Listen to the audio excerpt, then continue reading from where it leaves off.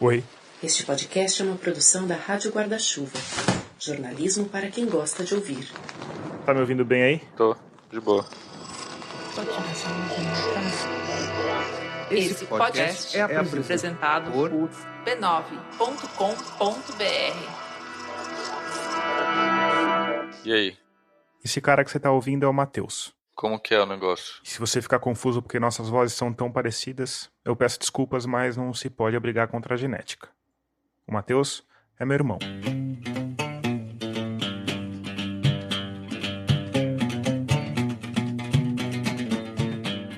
Ele tem 35 anos, mora em Campinas, onde trabalha gerenciando o consultório dentário da mulher dele, a Ana Maria. E a história que a gente vai contar Começou em 2015. A Ana tava grávida da Alice. A Alice é a filha do Matheus, minha sobrinha no caso. E aí a gente tinha noção que a gente ia ter que ficar 2 meses, na média, sem trabalhar. A saída foi ir até o banco e pedir um empréstimo pessoal. R$40 mil, que é o que consegue manter a gente Lembrando que nesse valor estão incluídos os custos de se manter um consultório fechado. 2, 3 meses sem trabalhar. Aí eles realmente fecharam o consultório, a Alice nasceu. A Aninha ficou sem trabalhar realmente um tempo, né? Fez cesárea e tal. E aí a gente tava pagando 2.400 de parcela pro Bradesco. Uma taxa de juros aí de 4% ao mês, né? A gente conseguiu pagar isso por quase 2 anos, né? Aí chegou o final de 2018, o consultório começou a piorar cada vez mais. E aí começamos a entrar no cheque especial. Aí chegou um momento, Em dezembro de 2018, a minha conta estava R$12 mil negativo no cheque especial, 13% ao mês.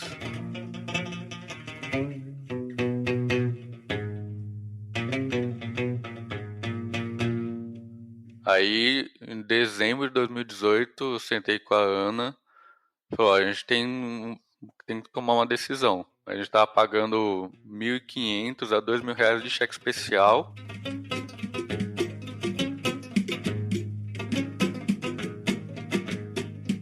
Se negativarem o CPF da Ana, o consultório dá uma zica, né? Porque a gente não consegue mais comprar nada, né? Então foi bom, vamos deixar minha conta negativa, esquece isso, não movimento mais.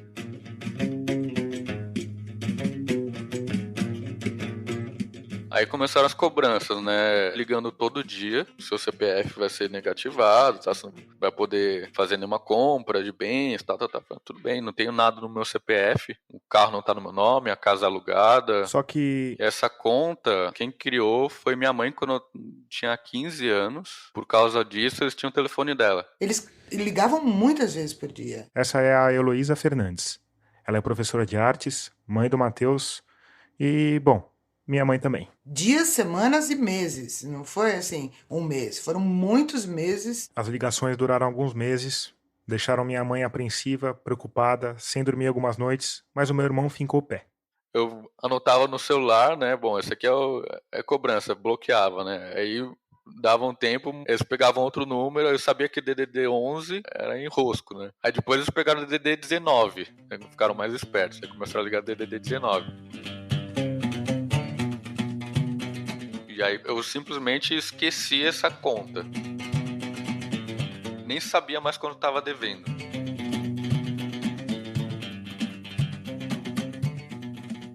O CPF do Matheus foi negativado e ele parou de usar o sistema bancário. Quando precisava movimentar algum dinheiro, usava outras plataformas de pagamento e recebimento online. Mas aí, as coisas começaram a melhorar no consultório. E aí a gente resolveu negociar esse valor, né? Eu liguei lá no Fone Fácil, fui conversar com a atendente, não quero negociar uma dívida e tal, mas eu nem sei quanto que é o valor, né? Não, 47 mil.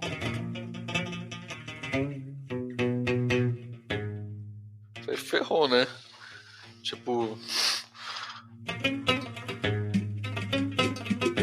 Fiz as contas, mano, eu paguei mais de 22 mil de cheque especial nos últimos anos. Eu falei, mano, essa tá pago, tá ligado? Já tá pago. Mas aí, em agosto de 2020, a mãe do Matheus resolveu ligar para a gerente dela, no mesmo Banco Bradesco que ele tinha conta, mas em outra agência. E perguntei para ela quem poderia resolver esse caso. Então, logo foi me dado um telefone e aí eu tive acesso a uma pessoa que me deu a conta que estava em 47 mil. E aí, em seguida, eu falei para ela que eu queria negociar, como é que poderia ser o valor, que valor eles poderiam fazer. Então, ela me disse, me fez um cálculo e que se eu quisesse pagar à vista, sairia por 7 mil. A dívida que tinha começado em 12 mil, chegado a 47 mil, tinha magicamente virado 7 mil reais.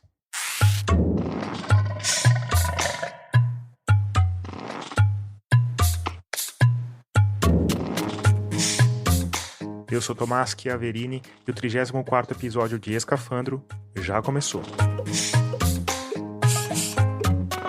Nele, a gente vai falar sobre dívidas, calotes e papagaios. A gente vai falar de por que essa bola de neve cresce tão rápido e de repente derrete no calor da inadimplência.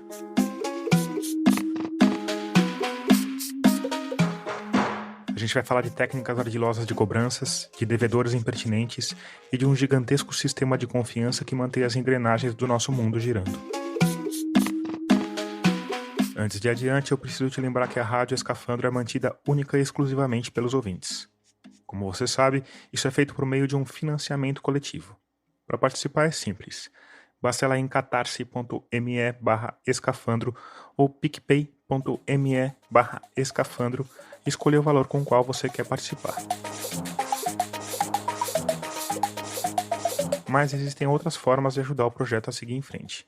Você pode fazer uma boa avaliação e deixar um comentário no seu tocador de podcast, se ele te der essa opção, pode espalhar para os amigos e pode compartilhar os episódios nas suas redes sociais. Aliás, me segue por lá. Eu tô no Twitter, no Instagram e no Facebook como Tomás Chiaverini ou como Rádio Escafandro.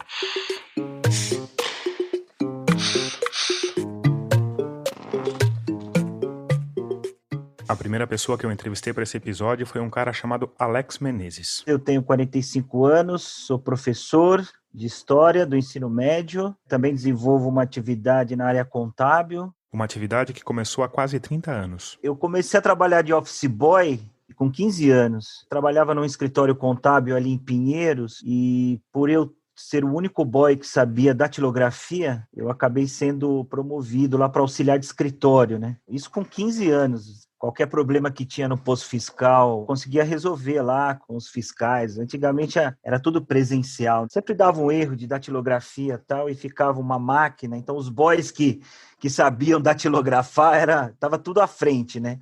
E aí eu fui conhecendo em loco, assim, né? Na prática. Hoje, para além das aulas de história, o Alex dá expediente numa empresa familiar. Que remonta aí desde o período do café, né? Uma família tradicional aí de Jaú.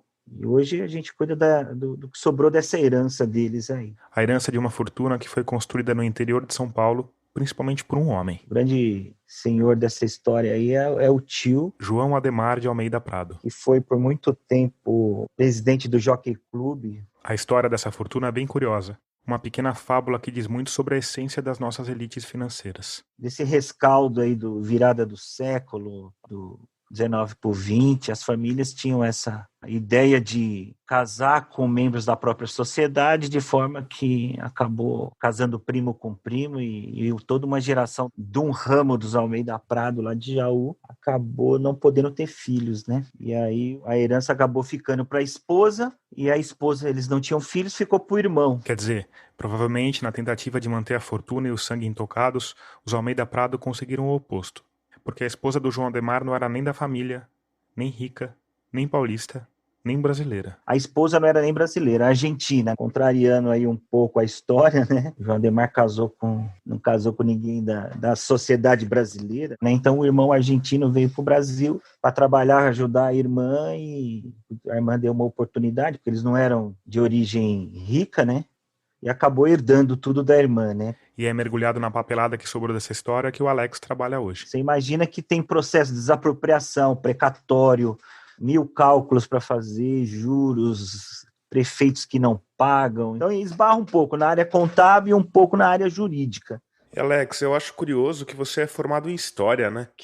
Quando a gente pensa pessoal de humanas ou pessoal de exatas, né? E você tem você é formado numa área, trabalha nessa área e trabalha também na área oposta, né? Você junta aí dois mundos. Mas eu acho que não, porque as ciências contábeis, ela não é uma ciência exata. Ela ainda está, eu acho que inscrita num conceito mais humano, porque o registro contábil ele não deixa de ser um registro histórico da vida da empresa ou da entidade. Você acompanha a vida do patrimônio de uma pessoa.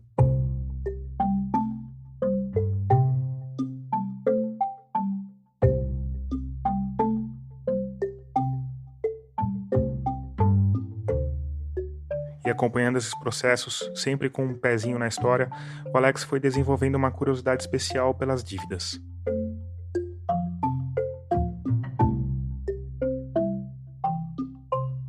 A dívida, na verdade, ela está impregnada de questões morais, né? Você ser um devedor é feio. Não pagar a dívida era motivo na antiguidade de você se tornar escravo, né? Por outro lado, a dívida pode também não ser paga. Existe essa possibilidade, entendeu? Que ninguém vai falar para você. Todo mundo vai incentivar, não deixe seu nome sujo, não faça isso. Então tem todo um mecanismo do comércio para bloquear o devedor. Porque se isso for compreendido, derruba o sistema, né?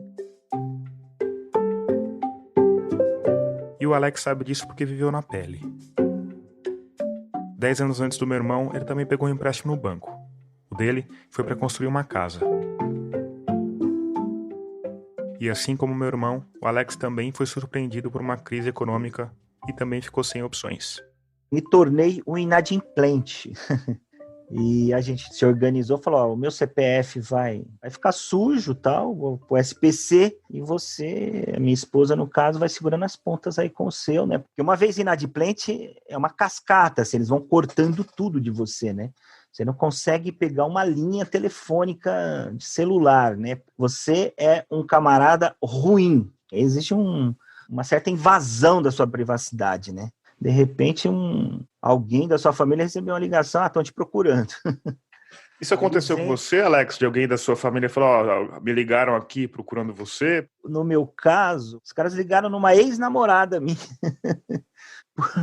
E um dia ela falou, não sei o que está acontecendo com você, desculpa, mas eu acho que eu tenho que só falar. Tá me ligando várias vezes aqui procurando você. Falei, vixe, então era isso, né? É uma situação bem desagradável, bem constrangedora. E que me faz pensar também no outro lado. Como será que é ganhar a vida justamente deixando pessoas nessas situações constrangedoras e desagradáveis?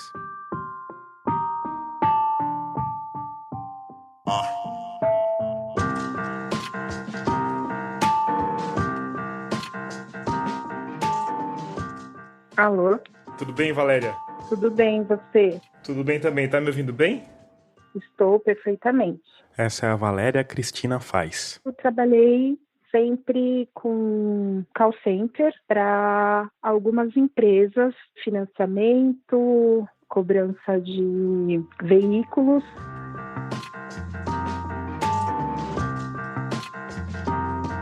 Eu comecei pedindo para a Valéria me falar um pouco sobre o espaço onde ela trabalhava. É uma sala, no máximo uns 50 metros quadrados, e era dividido por PAs, né, que é ponto de atendimento, é de fone, e mais ou menos na sala devia ter umas 30, 40 pessoas por horário. E como é que é? Você fica escutando a ligação dos outros, não fica uma zoeira muito grande? Olha, assim, cada atendente, cobrança, ele é muito focado, porque na cobrança nós fazemos os nossos salários. Então, tem um valor fixo e a busca mesmo do montante somos nós que fazemos. A Valéria deixou de trabalhar com cobranças há 3 anos e me disse que nessa época o salário base era de R$1.000, mas os rendimentos do mês chegavam a 3.000 com as comissões.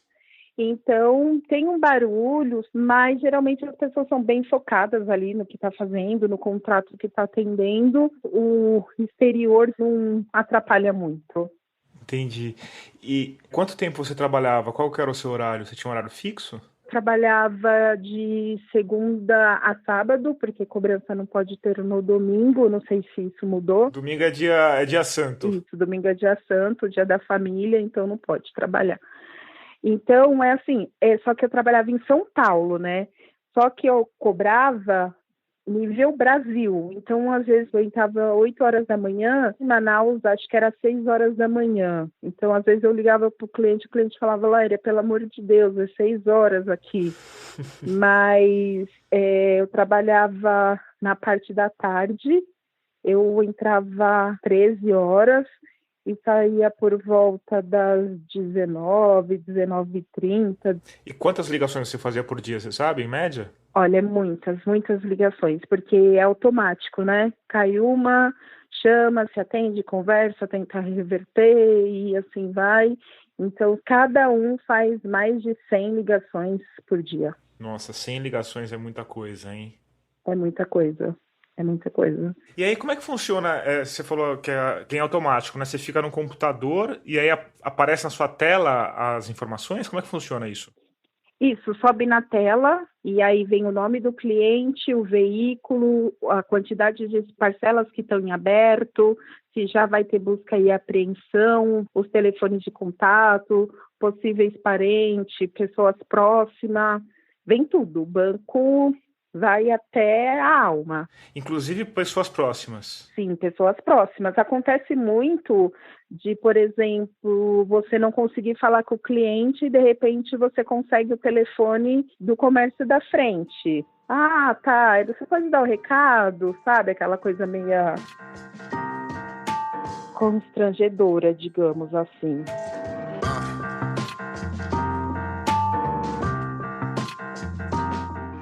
E, Valéria, sempre que você trabalhou com cobrança foi em relação ao automóvel ou não? Foi em relação ao automóvel. E aí tem uma, vamos dizer assim, uma facilidade que a sua barganha é assim, se o cara não paga, ele tem o carro apreendido, né? Bom de cobrar veículos, financiamentos, é exatamente isso.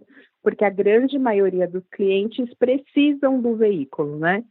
Então, automaticamente, eles tendem a negociar, a entrar num acordo, tal, principalmente pessoa jurídica, é bem mais fácil assim, e tem cliente que fala, eu não vou pagar porque eu estou construindo aqui a minha casa, e aí dá vontade de falar, mas não faz a garagem, porque o banco vai pegar o carro, mas enfim, acontece.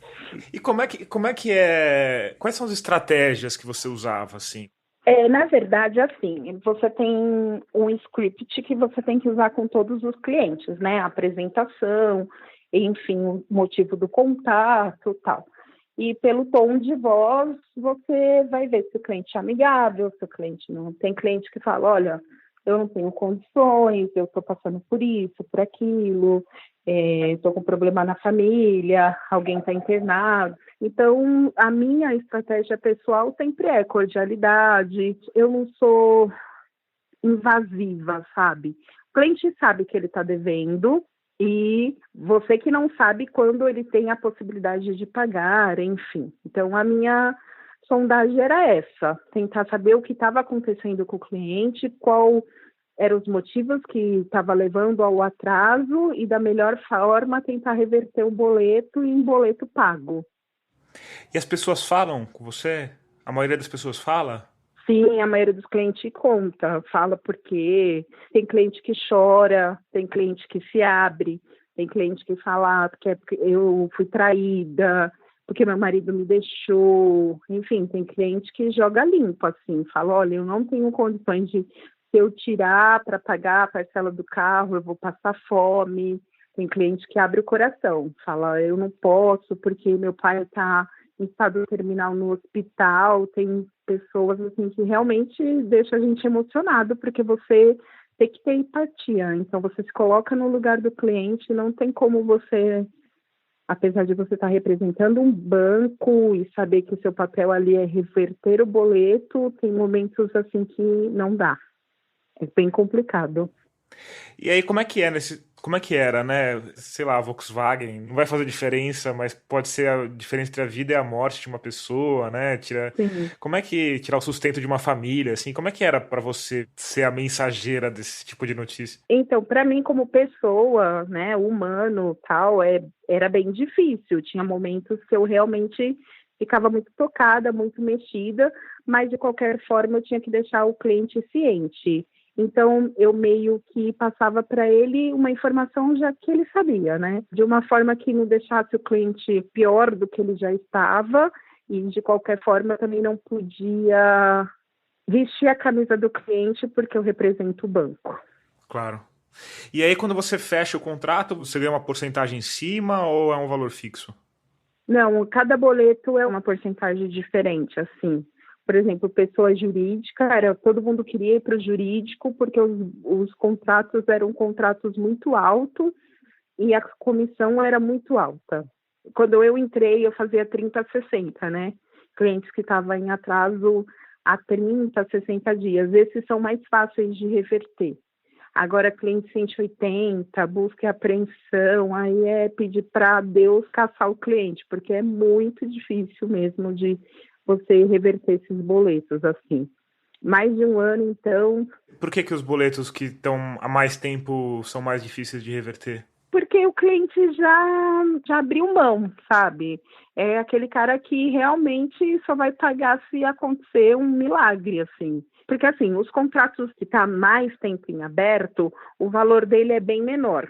Então, mesmo o valor sendo menor, mesmo o cliente tendo várias parcelas em aberto, correndo o risco já de busca e apreensão, é muito raro esse cliente efetuar o pagamento.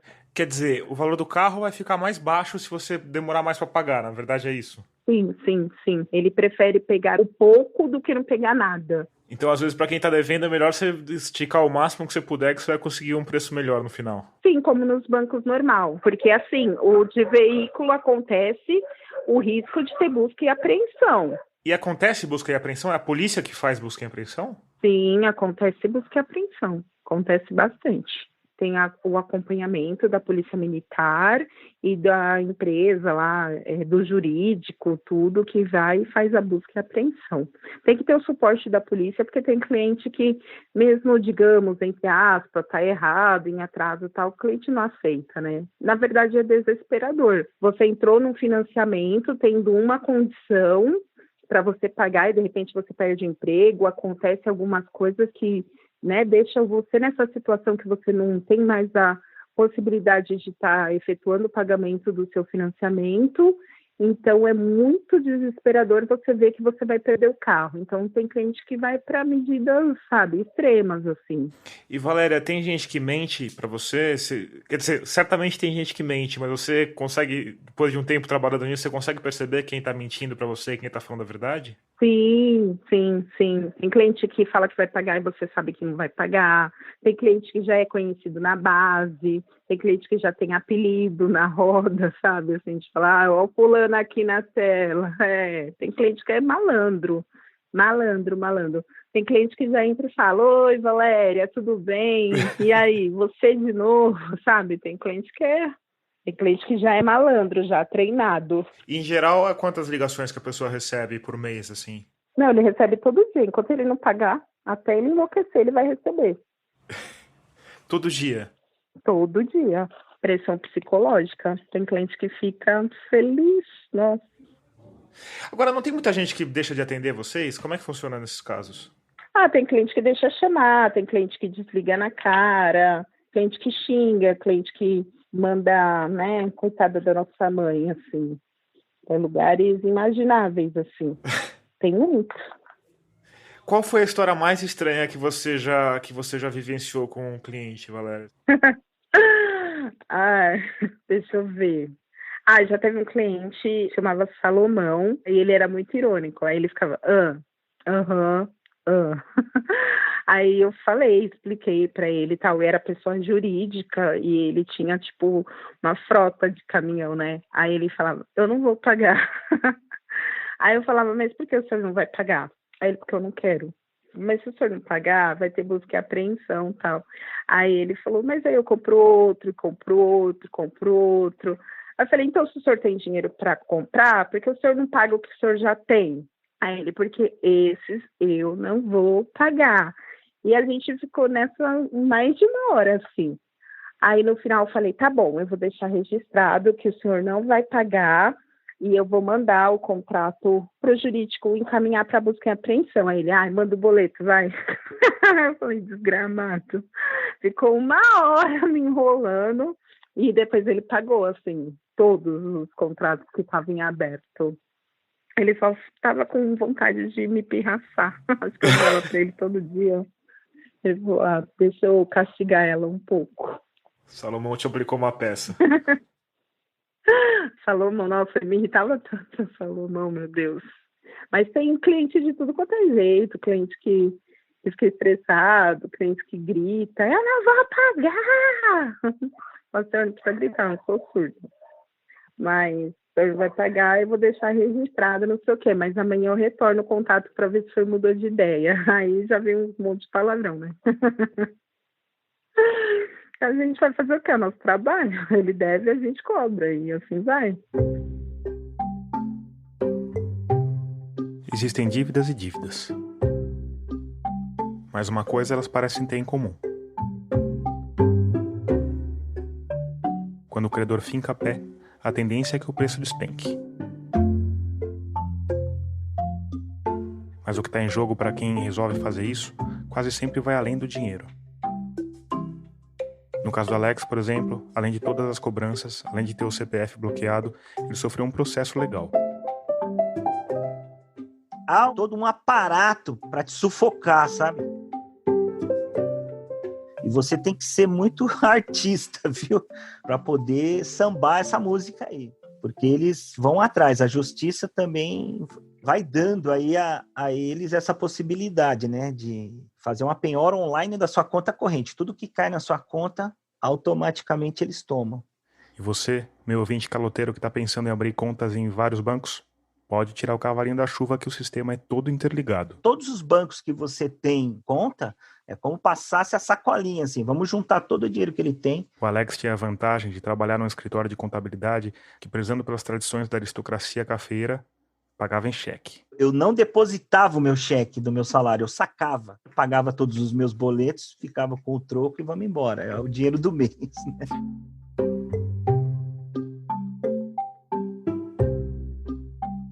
Isso durou uns 4, 5 anos. O nome lá no SPC e tudo. O processo foi rolando, eu acompanhando, mas o juiz, certa vez, deu um despacho lá que já tinha se esgotado todas as possibilidades de cobrança e declarou extinto o processo.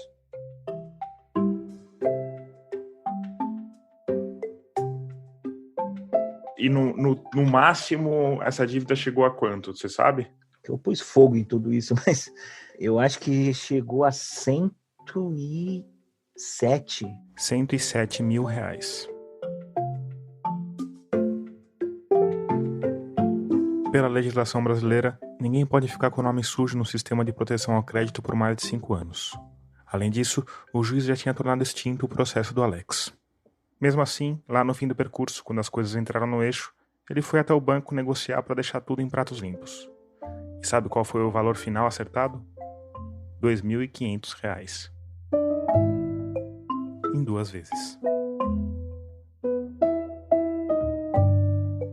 Agora, é muito louco isso, né, Alex? Eu penso muito sobre isso, sobre essa questão, porque a maior parte da humanidade, passa o tempo inteiro trabalhando para pagar contas, que, na verdade, é uma coisa que é intangível, né? E aí, de certa forma, se você trata ela como intangível, se você sai desse universo, se você falar, isso não me pertence, não quero saber, ela, de fato, se torna inexistente, né? Isso. Quer dizer, eu paguei 2,5% do valor que eles disseram que eu devia.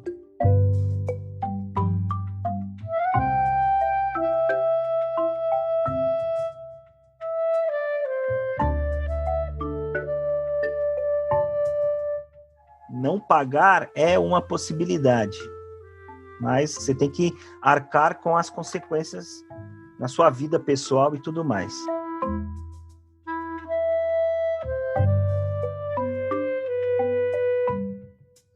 Quando alguém chega para você pedindo conselho, né, tanto pelo seu trabalho como contador, quanto pela sua experiência pessoal, você recomenda as pessoas não pagarem? Não. Deixar de pagar, não. Embora saiba que isso é uma das possibilidades do jogo comercial. Só que, por existir essa possibilidade de você não pagar, vamos abrir o jogo assim, ser caloteiro, certo? Você vai ter várias consequências, né? O sistema comercial ele já criou mecanismos de bloqueio da sua vida. Quer dizer, você precisa comprar um chip de celular. Você não vai conseguir na loja da Vivo habilitar ele. Você fica meio de segunda classe, sabe? Você tem que saber lidar com isso. Mas eu não recomendo. Eu acho que a saída é uma educação econômica financeira mesmo, né? Porque esse é o nosso cotidiano, né? Essa é a nossa vida. Você tem um histórico da sua vida comercial, o que você construiu. Agora, Alex, você falou que você não recomenda não pagar, mas o fato de existir essa possibilidade, de você ter conhecimento dessa possibilidade, faz com que a negociação possa ser mais agressiva, você acha? Sim, eu me instrumentalizei. Pô, senti bem que entrou com processo contra mim, então uma hora o que vai acontecer? Vai um oficial de justiça na sua casa, então tem que ficar atento. Vai ser uma situação desagradável, muito desagradável. Mas você está lá, você é o resultado do que você faz da sua vida, né? E você era pai já, né? Você ficou em algum momento apreensivo quanto ao futuro da sua família, o seu futuro, assim? Sim, mas imediatamente, quando eu vi a coisa assim, degringolando e tem mais boleto do que dinheiro para pagar, aí você começa a falar, eu vou ter que mudar muita coisa na minha vida. E olhar, na época, minha filha estava com 2 anos, aí vem, sei lá, um instinto, não vai dar para deixar barato isso, eu tenho que sair disso daí, né? Então, vamos em frente.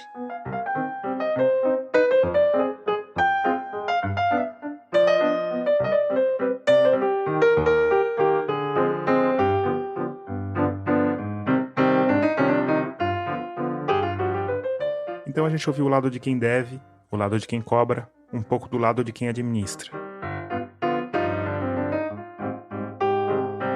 Mas isso infelizmente não chega nem a arranhar a complexidade desse sistema. Para isso, para começar a entender mais ou menos como a vida das pessoas pode ser determinada por alguns dígitos brilhando numa tela, a gente precisa mergulhar mais fundo nas fossas marinhas do capital.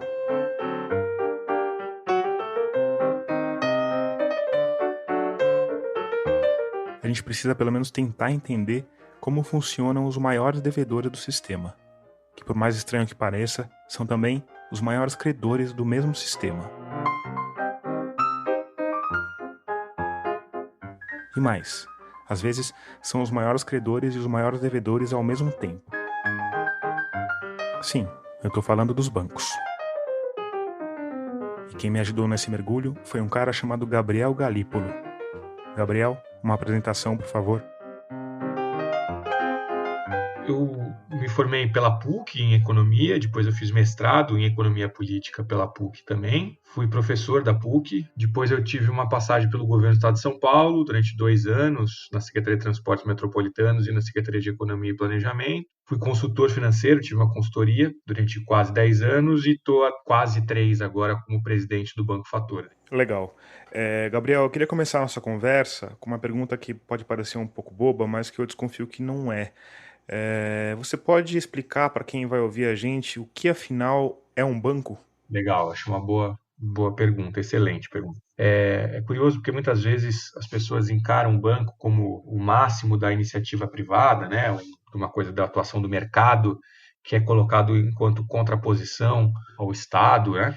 E, na verdade, um banco, ele é um concessionário. Para você ter um banco, você tem que ter uma concessão do governo, que o Banco Central é quem vai fiscalizar e vai regular, para você ser basicamente um gestor de um bem público, que é a moeda. Então, um banco é um gestor da moeda no sistema econômico. Essa gestão da moeda obedece a uma série de regras geralmente definidas pelos bancos centrais de cada país. A forma como essa gestão acontece também varia, mas o mecanismo geral é um só. O banco basicamente vive de tomar dinheiro emprestado do público em geral e emprestar dinheiro também para o público em geral. e fazer uma arbitragem entre essas taxas de juros. E ao fazer essa arbitragem nas taxas de juros, ele vai ter limites ali de o quanto que ele pode se alavancar e de como é que ele tem que observar os riscos de para que ele está emprestando dinheiro.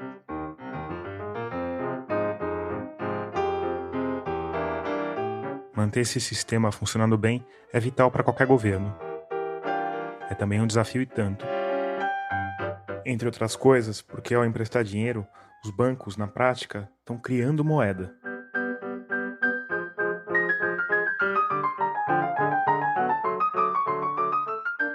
Para explicar melhor como isso funciona, eu vou te dar um exemplo simples.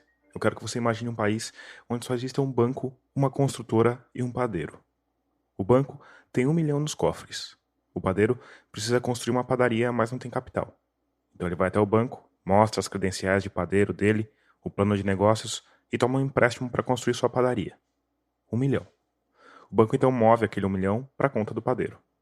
O padeiro transfere esse dinheiro para a conta da construtora, no mesmo banco. Aí, como costuma acontecer, a obra atrasa e fica mais cara. O padeiro volta ao banco e pede um segundo empréstimo, R$500 mil. O banco dá um empréstimo, deposita na conta do padeiro, que transfere para a construtora, que agora tem R$1,5 milhão na conta do banco, que só tinha R$1 milhão inicialmente. Ou seja, ao emprestar dinheiro, o banco magicamente transformou 1 milhão em 1,5 milhão. E isso é feito o tempo inteiro, de diversas formas. O investimento acontece através do crédito. E o crédito é um buraco que você cria no sistema. Eu brinco sempre que é como se o dinheiro que está no banco fosse o Papai Noel na noite de Natal. Todo mundo acha que ele está lá à meia-noite. Mas como é que esse dinheiro, então, pode estar em mais de um lugar ao mesmo tempo? Através de cálculos sobre qual é o nível de probabilidade de exposição que você pode ter para você ter de reservas, vamos chamar assim, no caso de se movimentar dinheiro efetivamente. Então, quando você pega ali R$10 mil e você decidiu comprar um CDB de um banco. CDB quer dizer Certificado de Depósito Bancário. Para simplificar, é um papel que prova que você emprestou dinheiro para o banco. Você decidiu renunciar à posição da riqueza na forma líquida, que é a forma mais segura. No caso, a moeda. É a forma que você consegue converter em qualquer outro ativo ou serviço. Então você decidiu abrir mão do dinheiro na forma líquida para adquirir um CDB, visando ganhar juros no tempo. Ou seja, amanhã esses seus 10 mil vão ser 11 mil. Por exemplo. Esse dinheiro que você emprestou para o banco fica lá parado? Não, não fica. O banco vai fazer aquele dinheiro render. De que maneira? Com juros mais alto. Quando eu empresto para outro com juros mais alto, eu também tenho que avaliar ali quais são as situações que eu estou considerando de expectativa de que aquele sujeito vai conseguir, seja empresa ou pessoa física, me devolver aquele dinheiro acrescido desses juros. Portanto, o comprador do CDB fica com o risco banco, e o banco fica com o risco de quem, por exemplo, está querendo abrir uma padaria, como você falou. Eu emprestei aqueles mesmos R$10 mil para quem quer abrir uma padaria. Claro que essa cadeia de empréstimos tem um limite. Porque se por acaso o dono da padaria que pegou o dinheiro emprestado não conseguir devolver o dinheiro para o banco, ainda assim a obrigação do banco para com o comprador do CDB permanece. Então, ele pode, pelas regras do BIS... BIS é o Banco de Compensações Internacionais, uma espécie de banco que fiscaliza todos os bancos centrais do mundo. Vão ter várias particularidades, mas em abstrato, o banco pode assumir até R$1 de exposição a risco de crédito para cada 8 centavos de patrimônio da sua referência. Ou seja, um banco de um patrimônio de 100 milhões poderia emprestar 1 bilhão 250. Mais ou menos. É mais ou menos isso. Ou seja, o crédito, como a própria palavra diz, vem de acreditar. Ele é um salto. A ideia do investimento também. Isso, às vezes, desestabiliza e gera uma perturbação ao senso comum. Assim, opa, como isso acontece? É desse jeito mesmo. Quem está fazendo um investimento está apostando sobre o futuro. Está apostando que no futuro vai encontrar uma demanda para vender aquele produto ou serviço sobre o qual ele investiu. E se ele não conseguir, aquele dinheiro que ele investiu vai ser perdido. O crédito é a mesma coisa. Existe uma aposta de que os empréstimos que foram feitos vão ser pagos novamente. E esses empréstimos vão ser pagos através da realização dos negócios que vão oferir lucro ao encontrar demanda para o seu produto. E aí, quando ele receber este dinheiro, ele vai fechar aquele buraco que foi aberto. Mas assim que ele devolve o dinheiro, ele já tem outro buraco. Esse buraco vai ser sempre fechado e aberto o tempo inteiro, né? Tem vários buracos abertos e se fechando simultaneamente em todo o sistema financeiro. Porque o sistema funciona por fluxo. Ele só pode funcionar assim. Porque se você demandar poupança prévia, não vai acontecer. O PIB não vai crescer e não vai ter investimento nenhum. Esse é o único jeito de você gerar dinheiro. É na confiança. O comprador do CDB confia que o banco não vai quebrar e vai pagar. O banco confia de que quem lhe emprestou dinheiro vai conseguir empreender o negócio dele, ter lucro para pagar o empréstimo que tomou, e quem fez o investimento acredita que a sociedade, a comunidade vai demandar o serviço que ele está ofertando. Então é todo um sistema montado na expectativa, na confiança mútua entre os agentes financeiros. E aí, quando dá errado, a gente vê que nem a bolha de 2008. Não só a bolha. Agora, quem está assistindo perante o cenário do Covid, é normal que todo mundo aumente a sua preferência pela liquidez. Você está num ambiente de incerteza. Então, o que você vai dizer? Olha, eu não sei o que vai acontecer amanhã. Como eu não sei o que vai acontecer amanhã, eu vou preferir carregar a minha riqueza na forma de dinheiro, que é a forma mais segura. Aí, quando acontece isso, as famílias não consomem. Aí as empresas não vendem. Logo, as empresas não vendem, elas param de investir. Aí elas param de investir e param de vender e começam a ir mal. E aí os bancos não emprestam para as empresas. Então todo mundo fica num cenário de preferência pela liquidez e quando acontece um cenário de preferência pela liquidez, todo mundo fica mais pobre. Então é uma ideia que aflige o senso comum porque é uma ideia de que você, enquanto sociedade, fica mais pobre fazendo aquilo que como indivíduo te deixa mais rico. Que é quando todo mundo decide poupar, quando todo mundo decide preferir liquidez, a renda agregada como um todo cai, porque o que é preciso entender é que viver em sociedade significa essa inter-relação, essa interdependência, que o meu gasto é renda de alguém, o meu gasto é receita de alguém. Eu paguei salários que vão gerar consumos, que vão gerar mais renda para outras pessoas, que vai gerar mais depósito à vista, que vai gerar mais possibilidade de crédito e mais estabilização do sistema. Então, o ato do dispêndio é o ato que amplia a riqueza, não o ato da poupança. O ato da poupança é um ato negativo na economia, é um ato de não gastar, de não investir, ao contrário do que a gente está acostumado a pensar.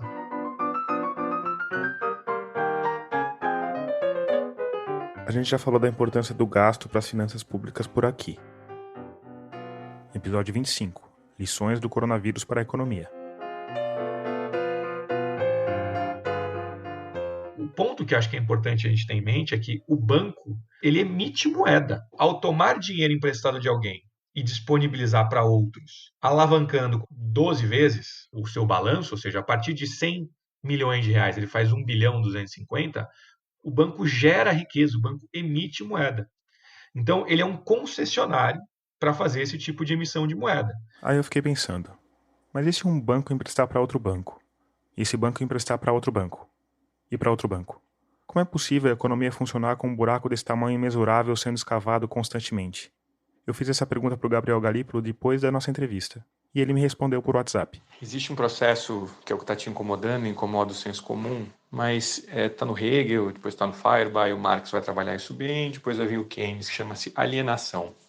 Alienação é quando o homem cria uma abstração, uma mediação com o meio, algo que é uma mediação com o meio, e depois ele exterioriza essa mediação com o meio, e a partir daí ele começa a enxergar essa exteriorização de uma abstração dele como um dado, como uma determinação da natureza, algo que lhe aparece como inevitável e como uma coisa exterior, e depois deixa essa coisa exterior comandar a vida dele. Isso o homem faz com Deus, isso o homem faz com paixões, isso o homem fez com o dinheiro. E você está olhando o dinheiro como se fosse uma coisa dada, como se a origem do valor estivesse no dinheiro. E você precisa lembrar que o dinheiro foi, na realidade, um pedaço de papel ao qual a gente atribuiu o valor para ser unidade de conta, reserva de valor e meio de troca.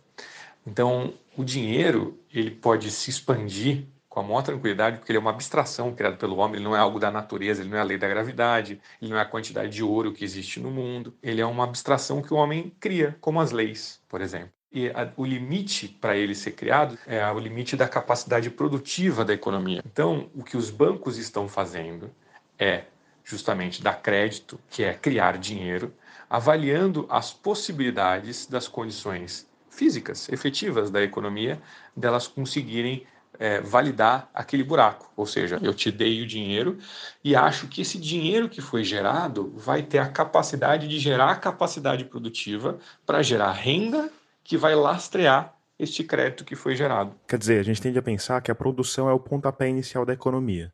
O padeiro faz pão, vende, coloca o dinheiro no banco e o banco empresta esse dinheiro. Mas, na verdade, é o contrário. O dinheiro geralmente vem antes da produção. na forma de crédito. Que você precisa ter dinheiro para você produzir. Se ninguém investir, ninguém produz. Então, por isso que a poupança não vem previamente.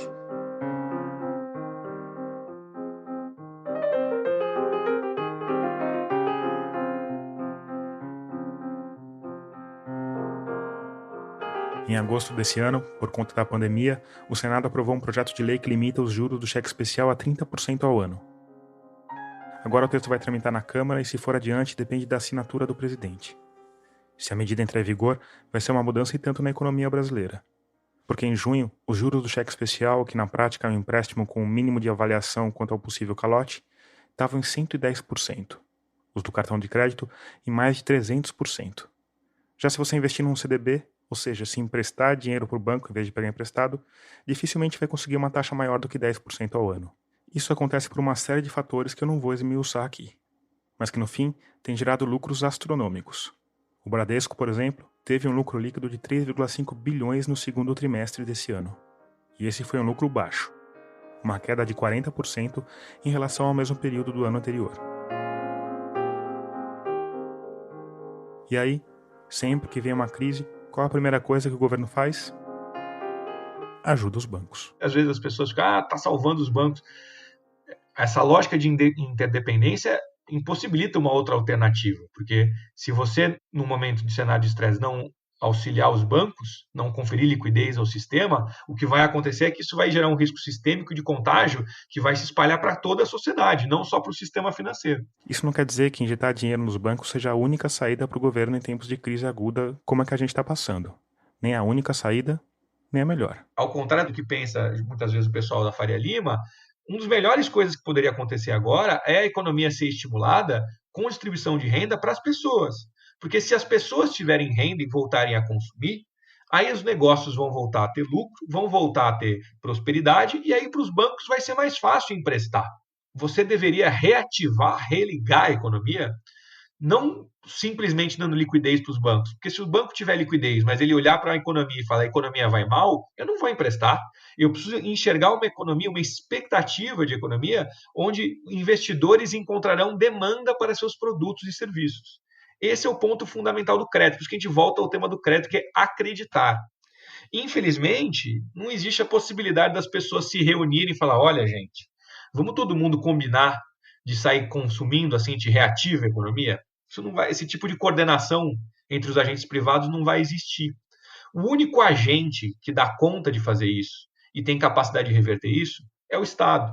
O Estado, que responde por 35% da economia, ele pode ter uma decisão que vai reverter isso. Você poderia pensar num programa de investimentos, especialmente no setor de infraestrutura verde. Seria sensacional. Você acha que essa história do Green New Deal é uma boa ideia?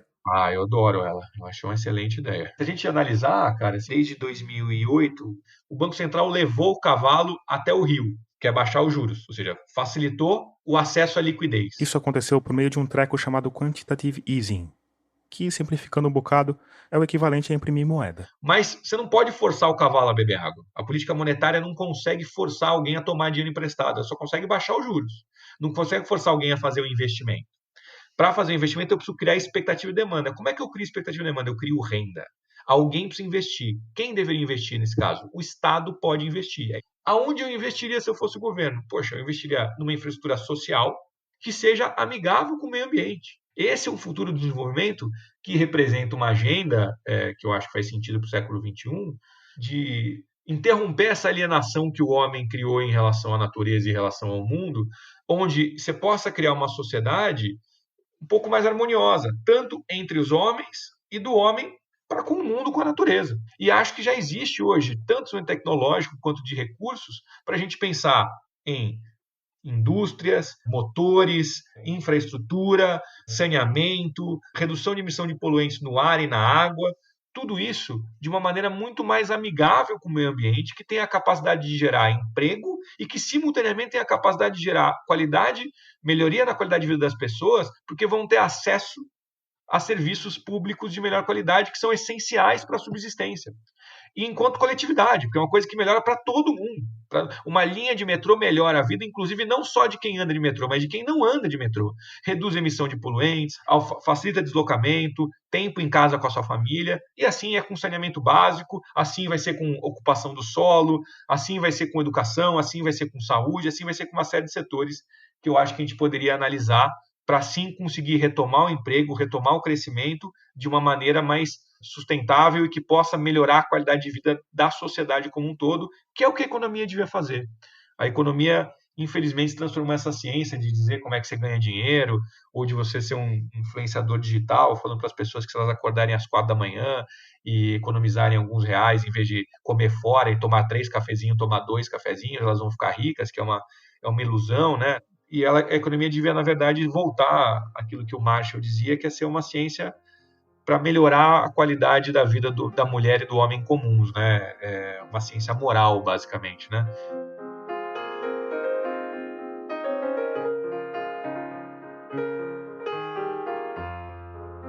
Nesse momento, talvez você esteja se perguntando: que raio de banqueiro é esse que critica o pessoal da Faria Lima e desdenha dos economistas influenciadores?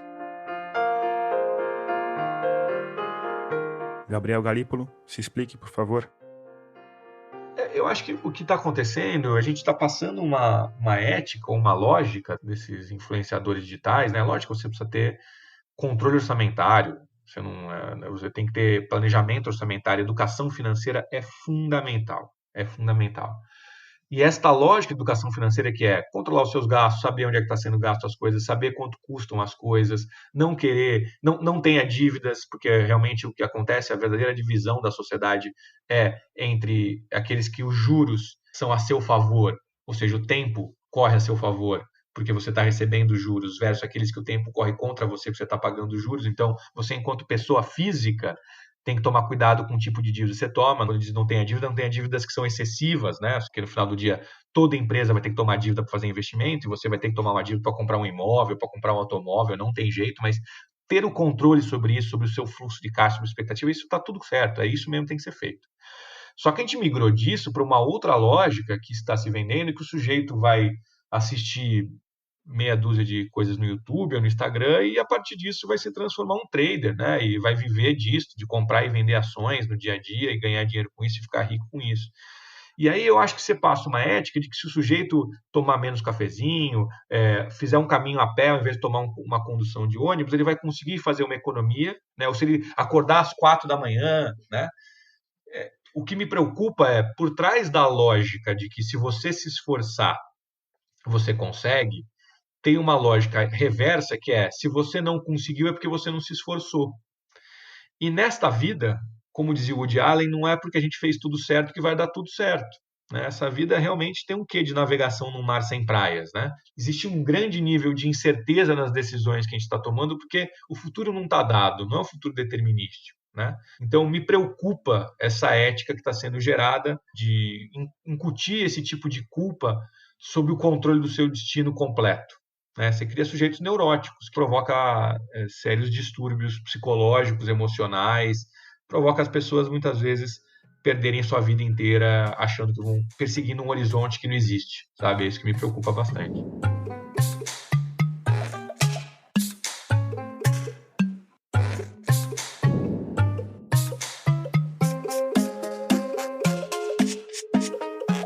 Antes de terminar, eu quero te dar uma notícia que envolve a Rádio Guarda-Chuva, nosso coletivo de podcasts feitos por jornalistas. É que ainda nesse mês, entre os dias 21 e 25, a gente vai fazer uma oficina de podcasts. As aulas, que vão ser todas online, por motivos óbvios, vão ser dadas pela Juliana Dantas, do Finitude, pela Gabriela Maier, do Põe na Estante, e por mim. O curso está bem legal, bem caprichado, e a gente vai falar um pouco de tudo que envolve essa coisa de contar história em áudio. Vamos falar de equipamentos e programas, de locução, de roteiro, de edição, do mercado de podcasts no Brasil e no mundo, de monetização, de interação com o público, e no fim a gente ainda vai montar um podcast junto. Enfim, se você se interessou, vai lá em radioguardachuva.com.br e dá uma olhada nos valores e horários. Agora tem um último recado, mas que vai ser dado pela minha colega de Rádio Guarda-Chuva, Gabriela Maier. Gabi?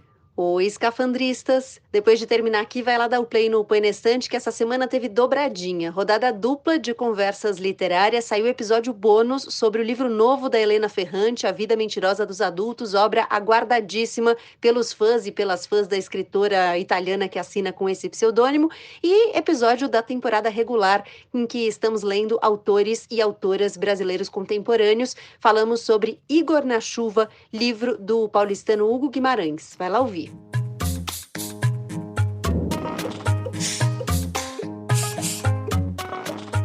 Termina aqui o 34º episódio de Escafandro. A nossa trilha sonora tema é do Paulo Gama. A mixagem de som do Vitor Coroa. Eu sou Tomás Chiaverini e concebi, produzi, editei e sonorizei esse episódio.